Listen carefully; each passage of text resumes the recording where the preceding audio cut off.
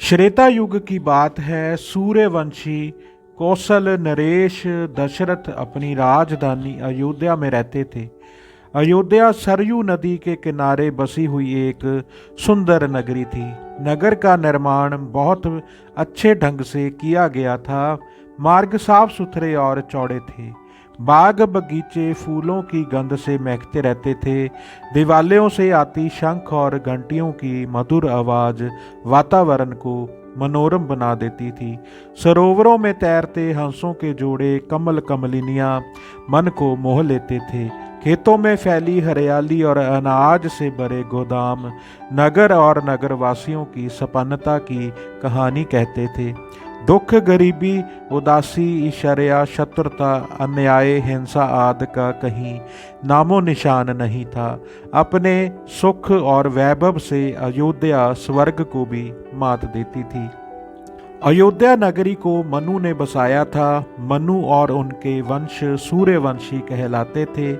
इस वंश परंपरा में मनु, इक्ष्वाकु, सगर, भगीरथ, दलीप, रघु, अज और दशरथ जैसे प्रतापी राजा हुए।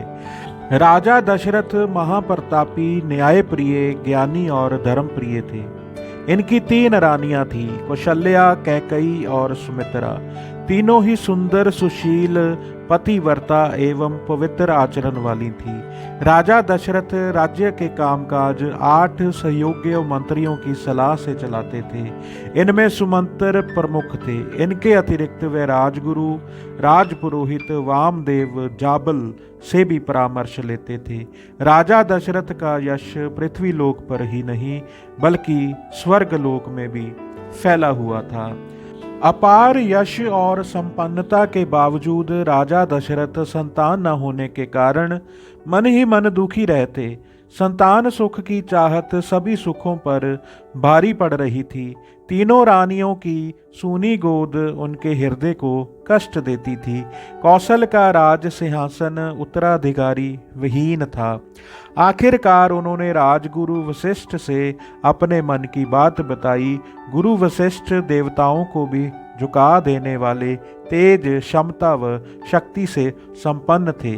वह दशरथ के दुख को समझते थे। उन्होंने महाराज दशरथ को धीरज बंधाया और कहा, महाराज आप पुत्रेष्टि यज्ञ करें, आपकी इच्छा अवश्य पूरी होगी।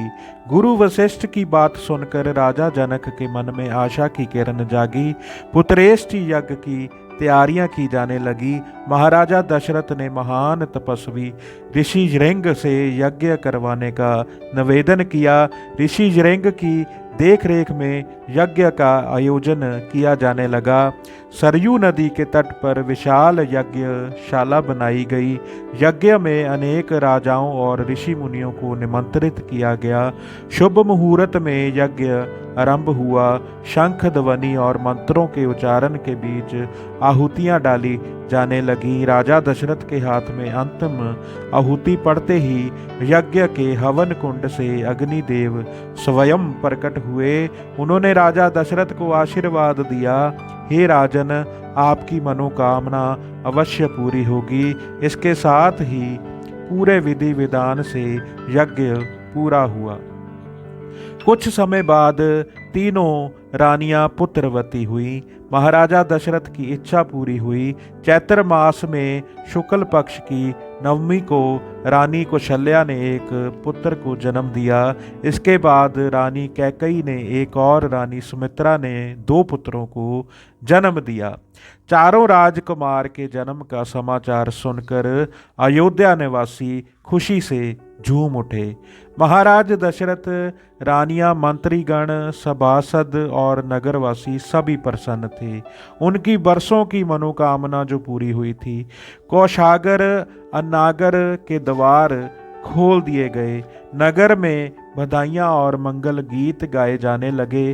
चारों ओर उत्सव का माहौल था। नगरवासी आनंद विभोर होकर एक दूसरे पर अबीर, चंदन, गुलाल, इत्र आदि डालकर मगन हो नाच रहे थे। कुछ समय बाद चारों शिशुओं का नामकरण संस्कार हुआ। रानी कौशल्या के पुत्र का नाम राम रखा गया। कैकई के पुत्र का भरत तथा सुमित्रा के पुत्र का नाम लक्ष्मण व शत्रुघ्न रखा गया। इस समारोह में दूर दूर से लोग आए। राजा दशरथ ने सभी को यथा योग्य वस्त्र, अनाज और धन देकर विदा किया। उनकी प्रसन्नता की तो कोई सीमा ही नहीं थी। अपने चारों पुत्रों को देख देख कर उनका मन ही नहीं भरता था। समय के साथ साथ चारों राजकुमार बड़े होने लगे। उनका शील सौंदर्य देखकर लोग ठगे से खड़े रह जाते। राम के सांवले सलोने रूप में ऐसा आकर्षण था कि नजरें उनसे हटती ही नहीं थीं। भाइयों में आपस में बहुत प्रेम था। बड़े भाई राम अपने छोटे भाइयों से स्नेह रखते थे। छोटे भाई बड़े भाई का आदर करते। माता पिता ने उन्हें यही संस्कार दिए थे। लक्ष्मण का राम से विशेष अनुराग था। भरत और शत्रुघ्न साथ साथ रहते थे। चारों राजकुमारों की बाल लीलाओं को देखकर नगरवासी अपने आप को धन्य मानते। समय पंख लगाकर उड़ रहा था। राजकुमार कुछ और बड़े हुए तो शुभ मुहूर्त में उनका यज्ञोपवीत संस्कार किया गया। चारों राजकुमारों को शिक्षा दीक्षा के लिए गुरु वशिष्ठ के आश्रम में भेजा गया। राम जैसा शिष्य पाकर गुरु वशिष्ठ अपने भाग्य को सराहते। गुरु पत्नी अरुंधति उन पर अपना वात्सल्य लुटाती। चारों राजकुमार अन्य सहपाठियों के साथ वन से लकड़ियां लाते, आश्रम की सफाई करते, पशुधन की देखभाल करते, पेड़ पौधों को सींचते। गुरु माता किसी को भी माताओं की कमी महसूस न होने देती।